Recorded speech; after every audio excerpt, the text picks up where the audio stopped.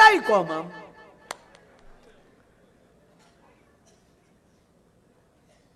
કોઈ દિન ગાડી માથે ન લખે, બંગલા ઉપર ન લખે. વણિક નિવાસ, એને ખબર છે, ચોરને ખબર પડે. એના મકાનની બહાર જુઓ ને તો બહાર ન હોય, જમાવટ બધી અંદર હોય. બહારનું તમે જુઓ ને લુકિંગ તો સાદું હોય, હાવ જમાવટ બધી અંદર. આપણે જે હોય બધું બહાર, અંદર જય નારાયણ.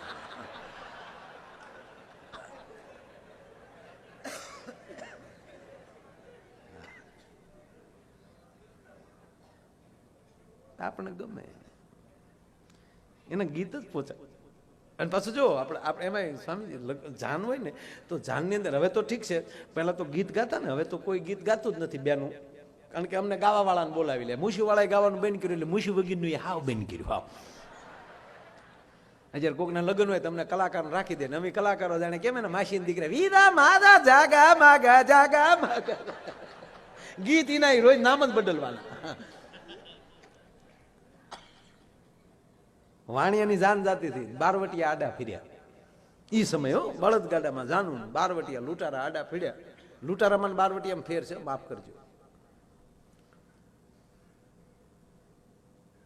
બારવટિયા તો આખું લેવલ જુદું છે. મેઘાણીએ 100 સંતોને પુસ્તકો લખ્યા અને 100 બારવટિયાના પુસ્તકો લખ્યા, કારણ કે બે લેવલ છે. એક માળાથી ભક્તિ કરે છે, એક તલવારથી ભક્તિ કરે છે. શું કામ? બોલો, માળાથી આ દેશના અન્યાયોને કાઢવા માંગે છે, અને આને એવું થયું કે હું માળા રાખીશ તો જે મારે કરવું એ નહીં કરી શકું, એ તલવાર એની માળા બની જાય છે, અને એવા પાપીઓનો સંહાર કરી અને સાહેબ એનું લેવલ ઊંચું લાવે. અને અમુક અમુક જગ્યાએ તો બારવટી અને રાજા બેયના લેવલ એવા થઈ જતા હતા. કોને આજે ગઈકાલની વાત કરું, અમે બેઠા હતા ને વાત આવી, હાદા ખુમાણનું અવસાન થયું. સ્વામીજી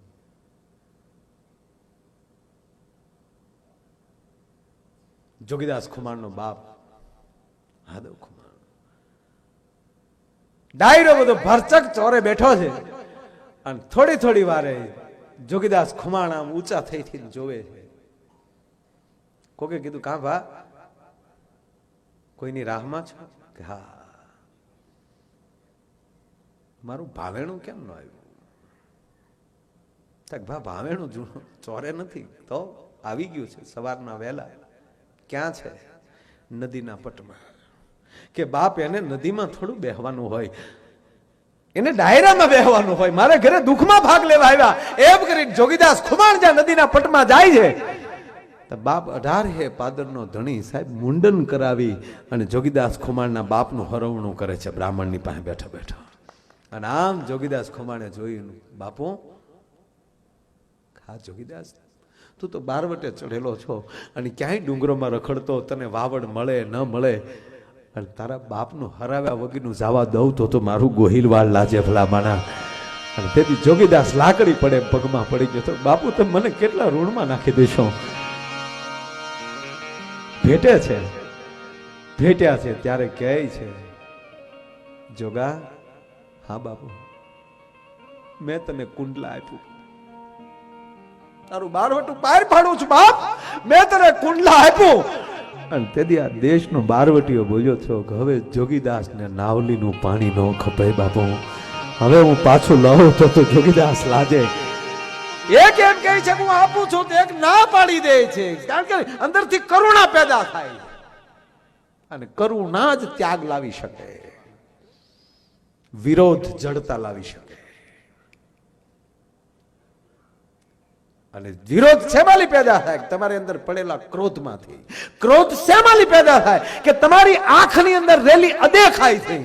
અદેખાઈ શેનાથી પેદા થાય? કે તમારી અંદર પડેલા અવગુણથી. કે અવગુણ શેનાથી પેદા થાય? કે તમારી અંદર જ્ઞાનનો અભાવ છે એનાથી. તો શું કરવું પડે? જ્ઞાન એક દીવો પ્રગટાવી નાખો એટલે ઓટોમેટિક ઓલું બધું વયું જાય. કે જ્ઞાન શેનાથી પ્રગટ થાય? કે તમારા સદગુરુથી. એક સદગુરુ પાસે તમે વ્યા જાઓ તો બધી જ્યોતું થઈ જાય. એટલે બારવટિયા ટૂંકમાં વાણિયાની જાન જાતી હતી ને લૂંટારા આડા પીડ્યા અને બંદૂકો ફોડ્યું, કાઢી નાખો જે હોય. વાણિયા કે હાલે લે તારા તો આવી ગયા, કપૂર સંગ 8 લાખ આવી ગયા. છોકરીઓને કીધું ગીત બંધ કરી ગયો, કારણ કે ગીત પેલી વરણની ખબર પડી જતી ક્યાં વરણની જાન છે. એ ડાય કોમની દીકરીઓ ને સાહેબ ગીત બંધ ન કર્યા, ગીત સ્વામીજી બદલાવી નાખ્યા, બીજા મીડા ગીત ગયા. વીરની હીરે જડેલી કોથળી અસ્તરો જો લાખાય વીરો જગે મગે.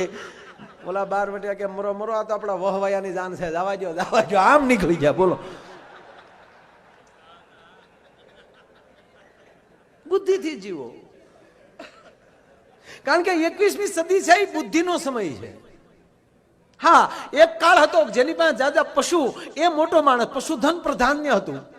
એ સમય પછી એક એવો આવ્યો જેની પાસે જાજી જમીન એ માણસ મોટો કહેવાતો હતો, મોટો જમીનદાર એને મોટો કહેવાતો હતો. એ પછી એક સમય એવો આવ્યો કે જેની પાસે જાજા હથિયારો એ મોટો માણસ કહેવાતો હતો. ગા વાળા ગોવાળ મારે એની તલવાર. એ પછી એક સમય એવો આવ્યો કે જેની પાસે જાજા પૈસા, મની પાવર, એ મોટો કહેવાતો હતો. વર્તમાન 21મી સદી જેની પાસે જાજુ જ્ઞાન અને જેની જાજી પાસે જેની બુદ્ધિ, સાહેબ આ બુદ્ધિનો સમય છે, આ કોમ્પ્યુટર યુગ છે. આપણે ભણતા જયારે સિલેટ હતું, અત્યારે છોકરાને સિલેટની ખબર ને લેપટોપમાં ડાયરેક્ટ લેપટોપમાં. અરે 3 વર્ષનું છોકરું થાય તો સાહેબ મોબાઈલનો લોક ખોલતા આવડી જાય છે. દેતા નહીં મોબાઈલ, ઓળખી જાય તમે કોણ છો ભાઈ.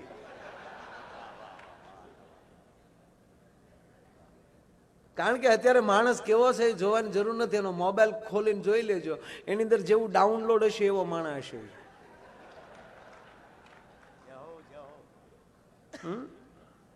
અરે તમારી ઘરે મહેમાન આવે ને તો એ કેવો સંસ્કારી છે, કેવો બુદ્ધિમાન છે એ જાણવા માટે ઇન્ટરવ્યુ લેવાની જરૂર નથી. અને તમારે ટીવી ચાલુ કરીને હાથમાં રિમોટ આપી દેજો, જેવો હશે એવી ચેનલ આવીને ઉભો રહી જાય.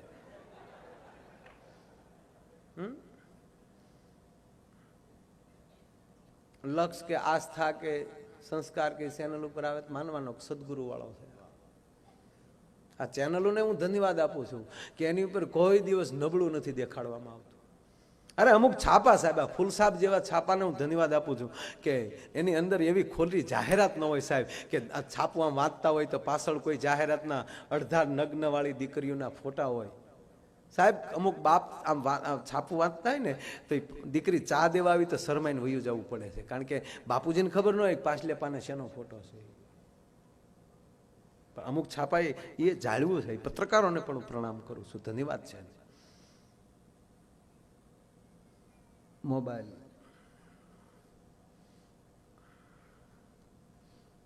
સારી વસ્તુ છે, એટલું બધું સરળ કરી નાખ્યું છે કે આ મોબાઈલ તમારે કોઈ ગ્રંથો વેચાતા લેવાની જરૂર નથી પડતી, એને ડાઉનલોડ કરો એટલે બધું આવી જાય છે. અને આપ તો બધા હરિભક્તો છો, આપણા માટે આ વાત છે જ નહીં. પણ ઘણીવાર એક પ્રશ્ન મને અંદરથી પેદા થાય એવો કે અત્યારે યુવાન બાળકો, યુવાન છોકરાઓ, મારા ભાઈઓ છો, આનો બરોબર ઉપયોગ કરજો. અને હું તો આપ બધાને કહું છું, તમારા છોકરાઓને આનો બરોબર ઉપયોગ કરવો હોય ને તો આવા સંતોની હારે એને રાખજો, સંતો પાસે લાવજો એને. અને હું તો બાળકોને કહું, તમે તમારું નેટ ચાલુ કરો ત્યારે ડાઉનલોડ કરતી વખતે તમે અક્ષરો માંડો છો એ પહેલા 1 સેકન્ડ આંખ બંધ કરીને એટલું વિચારજો કે હું, મારો બાપ કોણ છે, હું કોણ છું, મારે શું ડાઉનલોડ કરવું જોઈએ, એ વિચારીને પછી ડાઉનલોડ કરજો. નહીંતર તમારી બુદ્ધિને બેકાર કરી નાખશે. આમ કેટલા એવા છોકરા કે એના બાપા એમ કે બેટા તારો મોબાઈલ જોવા દે તો ધડદીને ઘા કરીને દે, એવા કેટલા છોકરા. ઉભા રહ્યો પપ્પા હું લોક ખોલ દઉં. લોક ન ખોલતો હોય પણ અમુક વસ્તુ ન્યાલી ડિલેટ મારતો હોય. અને એવી આની અંદર કઈ એવું તત્વ આવી ગયું છે કે તમારાને લોક રાખવો પડે. તમારા પરિવારમાં, તમારા ઘરમાં એવી કઈ અવિશ્વાસની એવી પળ આવે છે કે તમારી તિજોરીની ચાવી તમારે હતાડીને રાખવી પડે. હા, બહાર ગામ જાઓ ત્યારે તાળું દઈને જાઓ, બરાબર છે. અરે બહાર ગામ હંગરો કરો છો તો તકલીફ છે ને. આવતા જાય એમ આવા મહાપુરુષોને દેતા. હા, પેમેન્ટ તો લઉં છું, 3.5 લઉં, પણ પછી હું મારે કેટલું મારા ઘરે રાખવું તો માઇલો નક્કી કરે સાહેબ. બાકીનો રૂપિયો મારે ક્યાં વાપરવો એ મને ખબર છે. કારણ કે મને ખબર હોય કે મને ઘઉં નથી હદતા, અને છતાં કોઈના ઘરે ગયા ને લાપસી છે તો ખાવી પડે, પણ તરત ટીકડી લઈ લેવાય, નહીતરી હદે નહીં, ન હદતા હોય એને. એમ સાધુ, બ્રાહ્મણ, સંત, ચારણ, આ દેશનો બ્રાહ્મણ એ લેવાને લાયક છે, બાકીના તમામ સમાજને એને દેવાને લાયક છે. સાહેબ, દેવું જ પડે, એમાં કોઈ શંકાને સ્થાન નથી. પણ એ આ વસ્તુ બહુ, એટલે મેં કીધું કે અને એમાં આ વોટ્સઅપ આવ્યા પછી તો સાહેબ ફેસબુકમાં તો વ્યવહાર થઈ ગયા ઘણા. રૂબરૂ મળજો, હામાં ફોટા દીકરા તાવ, આ તો હામાં ફોટા મોકલે, અમે તમને જોયા, તમે અમને જોયા, તમે તમારા બાપાને પૂછી લેજો, અમે અમારા બાને પૂછી લેવું. હું એના કરવાના છે તમારા, એ નક્કી કરો પેલા. રૂબરૂ મળો, રૂબરૂ મળો. 15 વર્ષ પહેલાનો જૂનો ફોટો આવી જાય તો આંગળી નકુસામાં આવી જાય.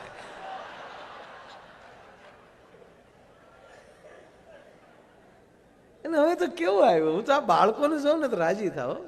આ બાળકોને જોઈ તેમ થાય, એને હું પૂન કર્યા છે ડોહા આ ટાઈમે જીનમાં. હે આ બાળકોએ હું પૂન કર્યા છે, ડાયરેક્ટ 4 વ્હીલ. આપણે મરી ગયા આટિયા સાયકલ શીખી. એમાં પેન્ડલ વગરની એકલો હરિયો, એમાં ઉભા થઈને જે પેન્ડલ મારવા જાય ને એમાં જે એ હરિયેલી પગ હરે, અને એ ઘૂંટીએ જે તડાકો આવે, એ તો જેને ઘૂંટીએ તડાકો લાગ્યો એને જ ખબર હોય, આ બાકીનું વર્ણન ન થઈ શકે. એને બદલે બાળક સીધું ગેમ, સીધી ગેમ. આપણે જેના ઘરે જાય તે છોકરું બેઠ બેઠ આમ જ કરતી,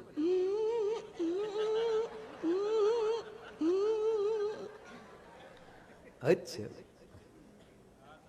આપણે એને પેલા મોબાઈલ એમ મૂકી જાય, બાપા કે રેવા ગયો ને અડતા ને એને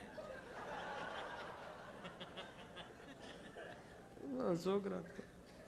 હવે તો હમણાં સ્વામી નવું ચાલુ કર્યું. છોકરા છે ને ભગવાનનું રૂપ તો છે જ, ખાઈ નહીં.